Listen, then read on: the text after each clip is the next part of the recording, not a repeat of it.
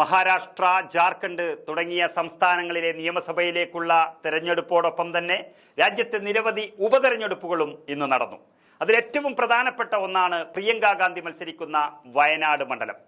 രാഹുൽ ഗാന്ധി മത്സരിച്ച 2 തവണയിലെ തെരഞ്ഞെടുപ്പിൽ 80ഉം 73% ഒക്കെ പോളിംഗ് ഉണ്ടായ സ്ഥലത്ത് ഇത്തവണ 64 പരം ശതമാനം മാത്രമാണ് പോളിംഗ്.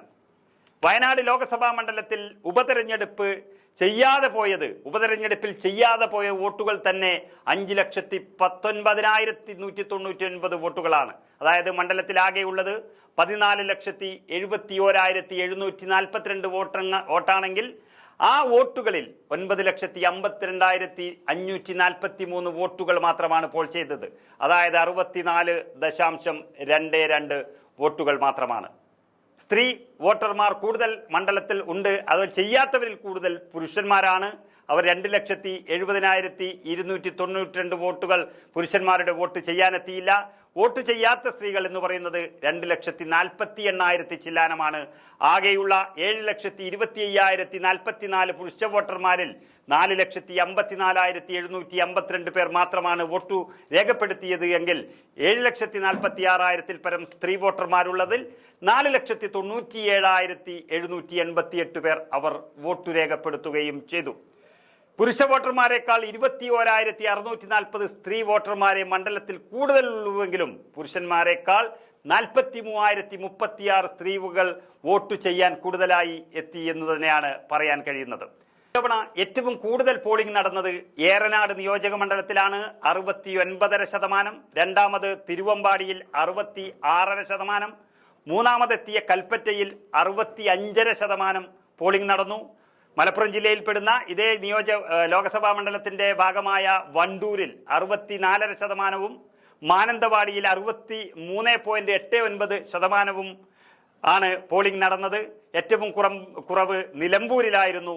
63% ചില്ലാനം വോട്ടുകൾ മാത്രമേ നിലമ്പൂരിൽ ഇത്തവണ ചെയ്തിട്ടുള്ളൂ. അങ്ങനെ മൊത്തത്തിൽ കാലം എത്രയോ ആയി വയനാട്ടിൽ കണ്ട ഒരു ആവേശം ഇത്തവണ കാണാനായില്ല എന്നുള്ളത് വളരെ വ്യക്തമാണ്. അങ്ങനെ 14,71,742 വോട്ടർമാരിൽ 9,50,543 പേർ വോട്ട് ചെയ്തപ്പോൾ ഏകദേശം 64.5%, 64.22% എത്തി നിൽക്കുന്ന വയനാട്ടിലെ വോട്ടിൽ ഏറ്റവും അവസാനം നമുക്കുള്ള കണക്കുകൾ വ്യക്തമാക്കുമ്പോൾ UDFന്റെ സ്ഥാനാർത്ഥി പ്രിയങ്ക ഗാന്ധി ജയിക്കുമെന്നതിൽ യാതൊരു സംശയവുമില്ല. പക്ഷേ എത്ര വോട്ടുകൾക്ക് ജയിക്കുമെന്നതിൽ കോൺഗ്രസിന് തന്നെ വലിയ ഒരാശങ്ക അല്ലെങ്കിൽ ഒരു സംശയം നിലനിൽക്കുന്നുണ്ടായിരുന്നു. നമുക്കറിയാം, കോൺഗ്രസ് ആകെ പോൾ ചെയ്തത് 9,54,000 വോട്ടുകളാണ്.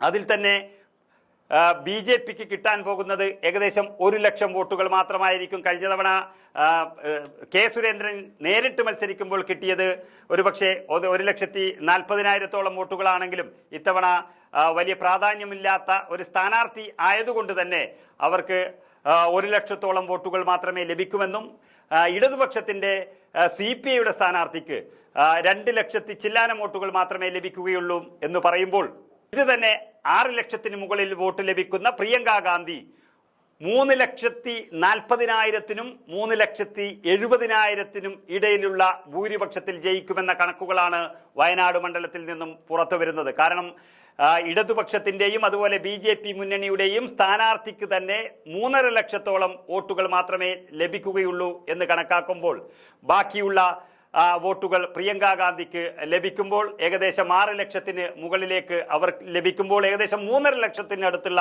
വോട്ടുകൾക്ക് 3,40,000-നും 3,70,000-നും ഇടയിലുള്ള വോട്ടുകൾക്ക് പ്രിയങ്ക ഗാന്ധി ജയിക്കും എന്നുള്ള വാർത്തകളാണ് വയനാട്ടിൽ നിന്നും പുറത്തു വരുന്നത്.